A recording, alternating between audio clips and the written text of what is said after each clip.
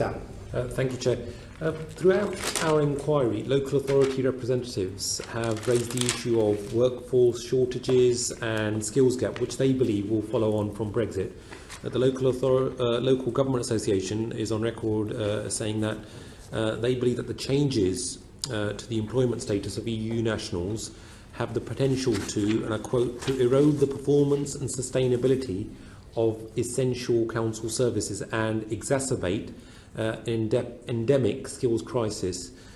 Do you think that the government has adequately addressed this issue to date? And if not, what should the government be doing? Councillor Murphy? I don't think it's been adequately addressed, and it is a real concern. Skills shortages are real at the moment, not just in the local government workforce, where skill shortages in social care would be a particular concern. I think the average is 7%, isn't it, of EU nationals working in social care, but there are enormous variations across the country. But other things will impact on us as well. NHS staff, of course, is a real concern. Where we have large construction projects, which we have in most cities, shortage of construction staff would be an issue. Hospitality services that are a big part of a lot of our economies. It's a concern there. And what we really need is a system that's based on skills audits and the needs of our economies, and not a simple system. It's far more complex than that.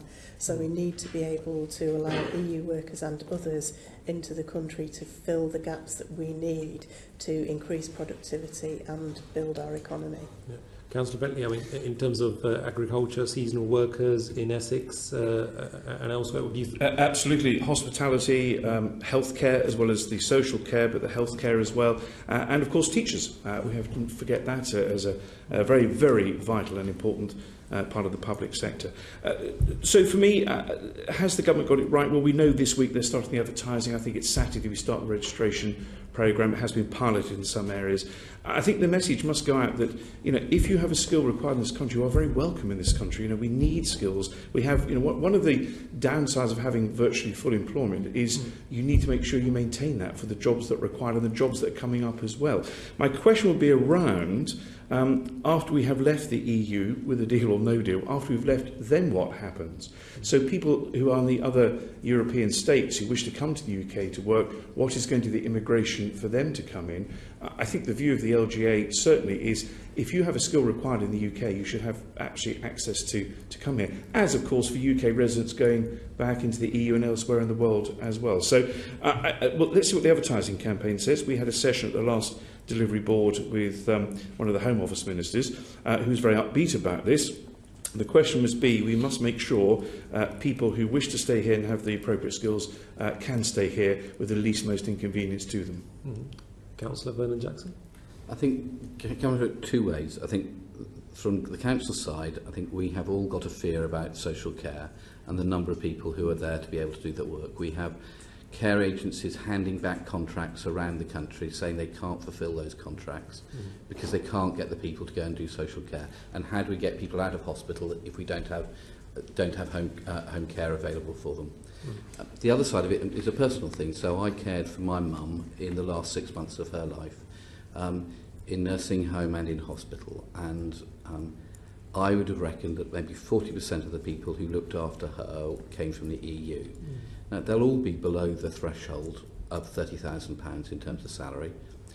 And my mum's died now, so it doesn't affect her. But I'm sorry to be crude about this, but my question is, if she hadn't and she was a few years younger and she was in that case, who would wipe my mum's bottom? It's that basic. Yeah. And I don't know who we will have to do that work. And that's really, really difficult. And it hits both local government and the hospital sector. So I am really, really worried that we will not have the people available to do that care. As Kevin has said, we live in a world of pretty full employment, and encouraging other people to come to do this work is really difficult. But I think it's an enormous problem just sitting there looking at us, and I don't see any solution. The idea that somehow money and a salary equates with skills, and that's how you judge things, is balmy. Yep. You need somebody who is a healthcare assistant to be able to do the work, to be able to keep people alive when they are really vulnerable.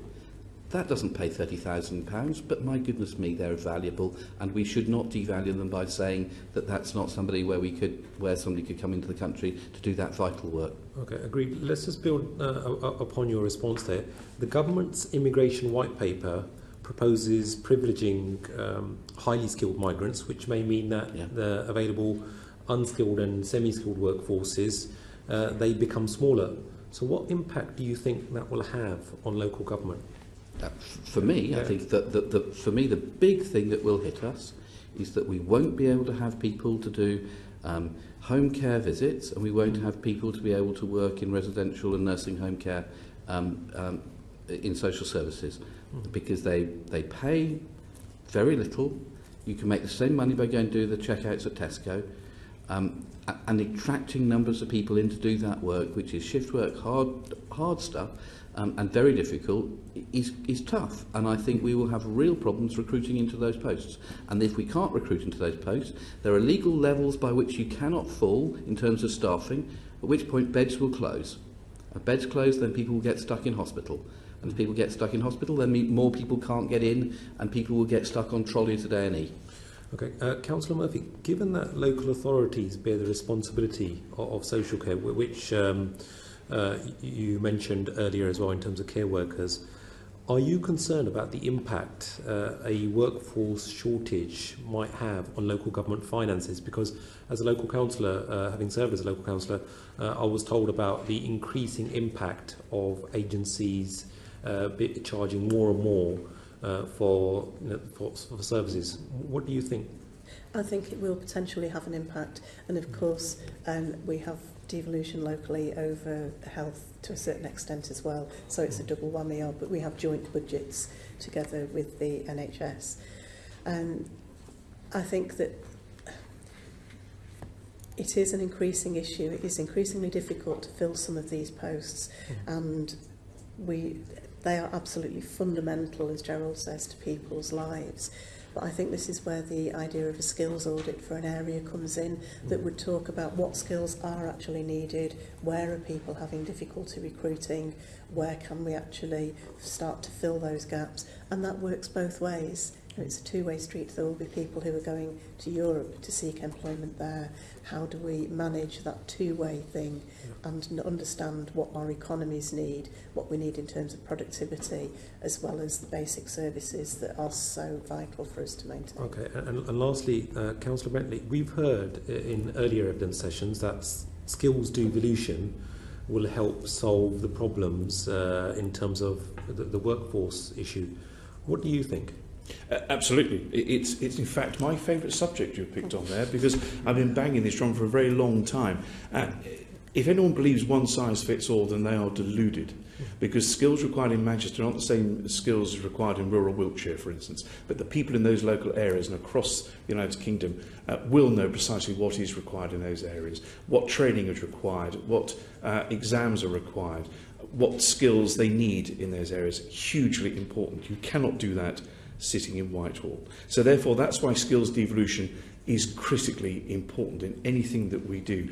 And I would also say as well, in this immigration debate as well, I think it's hugely important that when the government comes to write the next immigration bill and act, that we in local government have an absolute say in that, because we know, and actually this is one of the very few cases where we do know better, and we should have a voice around that table to model that act when it comes up, and actually start to about the very people that we need, whether they're from the EU or other parts of the world as well. If it's a skill we need, it is a skill required locally, whether that be in the rural agriculture field, whether it be in hospitality, whether it be in teaching, whether it be in social care, in healthcare, we will know, and therefore we must have a say in that.